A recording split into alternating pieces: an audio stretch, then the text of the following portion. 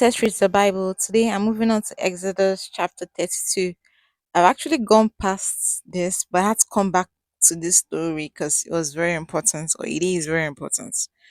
So, when the people saw that Moses had, because remember, Moses had gone up the mountain to meet God to receive the Ten Commandments in tablet form, and he'd been there for 40 days and nights. So, when the people saw that Moses had not come down from the mountain, but was staying there a long time, they gathered around Aaron and said to him, "We do not know what has happened to this man Moses, who led us out of Egypt. So make us a god to lead us." Aaron said to them, "Take off the gold earrings which your wives, your sons, and your daughters are wearing, and bring them to me." So all the people took off their gold earrings and brought them to Aaron. He took the earrings, melted them, poured the gold into a mold, and made a gold bull calf. People said, "Israel, this is our God who led us out of Egypt."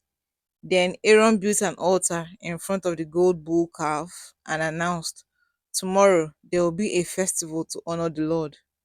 Early the next morning, they brought some animals to burn as sacrifices and others to eat as fellowship offerings. The people sat down to a feast which turned into an orgy of drinking and sex. The Lord said to Moses, "Hurry and go back down, because your people, whom you led out of Egypt, have sinned and rejected me." You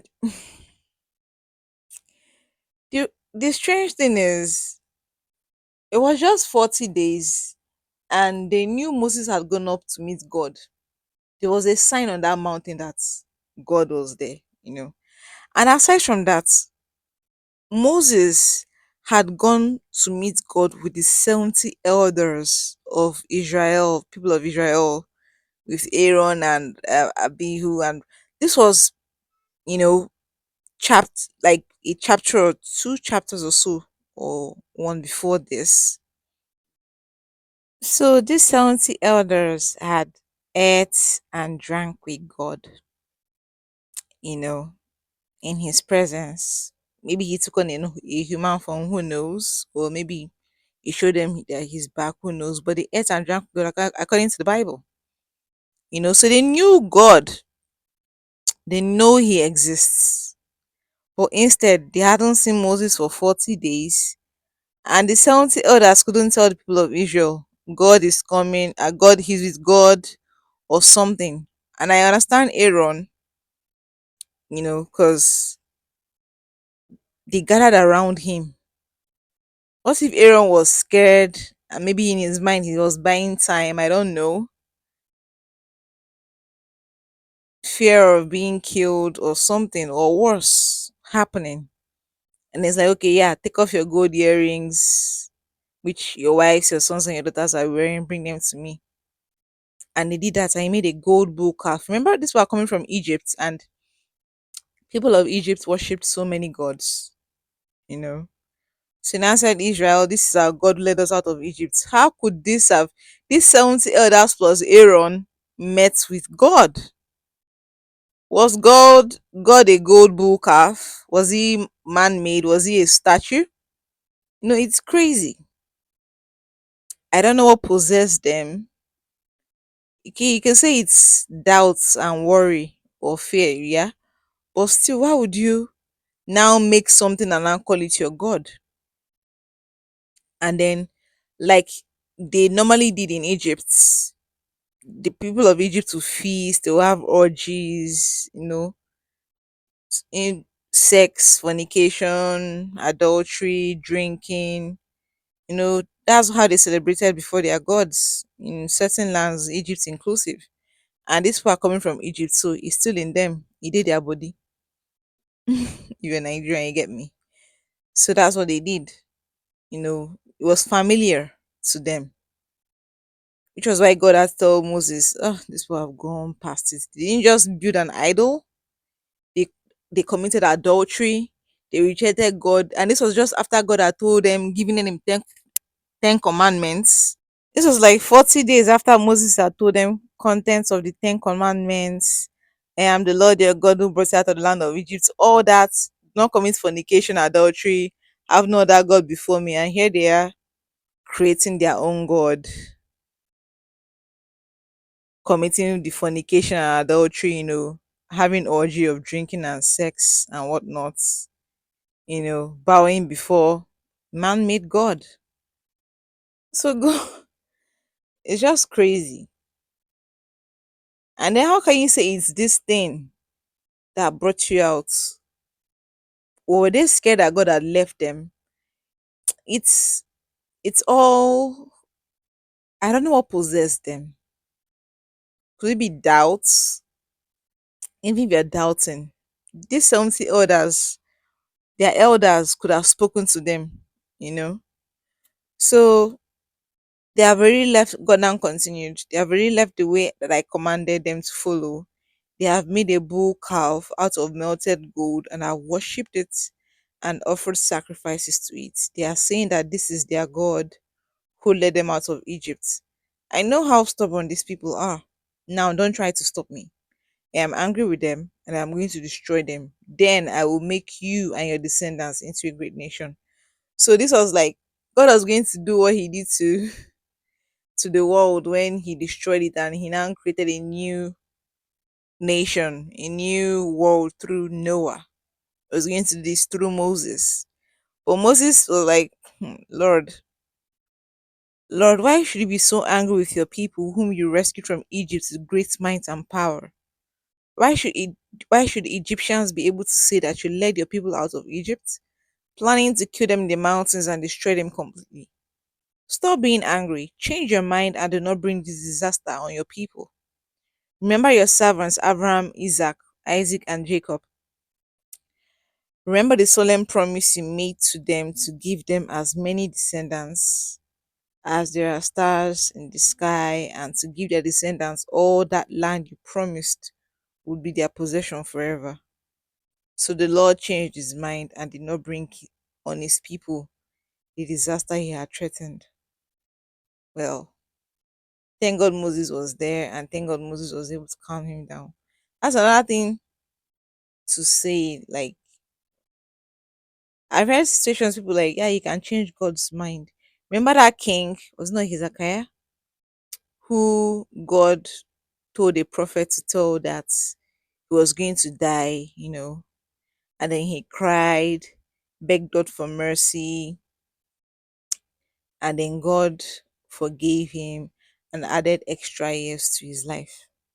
So, yes, God's mercy and grace, we can beg for that, and God can, change his mind on certain things.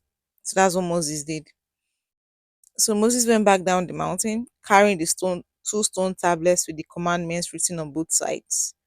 God Himself had made the tablets and had engraved the commandments on them. Joshua heard people shouting and said to Moses, I hear the sound of battle in the camp. Remember that Joshua had gone with Moses and Moses had left him at the foot of the mountain, like left him there and went up up the mountain to meet with God. So Joshua had no idea what was going on in the camp. Then Moses said, that doesn't sound like a shout of victory or a cry of defeat. It's the sound of singing. When Moses came close enough to the camp to see the bull calf and see the people dancing and having their orgy, I'm adding that part, he became furious. It's understandable. It was me, I would have been mad. So we can't say Moses has a temper. Any sensible person in this situation will be mad. So there at the foot of the mountain, he threw down the tablets he was carrying and broke them. He wasn't seeing it, but God had seen it, and God was telling him, like, oh God, please calm down, calm down. But now he's seen it with his two eyes. So he was furious. So there at the foot of the mountain, he threw down the tablets he was carrying and broke them. He took the bull calf which they had made, melted it, ground it into fine powder, and mixed it with water. Then he made the people of Israel drink. He said, drink it. And he said to Aaron, what did these people do to you that you have made them commit such a terrible sin? Well, after Moses Aaron is the next leader, so it's normal. It's expected that he's going to blame Aaron for it. Like, what happened? Why did you let this happen? What was going on? Then Aaron answered, "Don't be angry with me. You know how determined these people are to do evil. They said to me, 'We don't know what has happened to this man Moses who brought us out of Egypt. So make us a god to lead us.' I asked them to bring me their gold ornaments, and those who had any took them off and gave them to me. I threw the ornaments into the fire, and out came this bull calf." I think this part is very important. He just threw it into the fire. There was no molding plate or anything because they didn't carry any molding plates or discs or whatever for a bull calf. He threw the gold, everything into the fire, and a bull calf came out. He didn't form it, he didn't shape it. That said that there was a spirit that overcame the people of Israel. That was, I don't know understand what came over there, because even the 70 elders had met with God. They knew God. They'd sat, ate, and drank with God. And nobody in that whole camp was sensible. Aaron felt, what if his life is in danger? Like he said, you know how determined these people are to do evil. So he felt like he didn't have a choice. It was either he gave in or it could be worse or something worse will happen. He just threw it in and out came the bull calf. And that bull calf is actually, I think that's Baal. Yeah, there's a god or in that period, being worshipped then.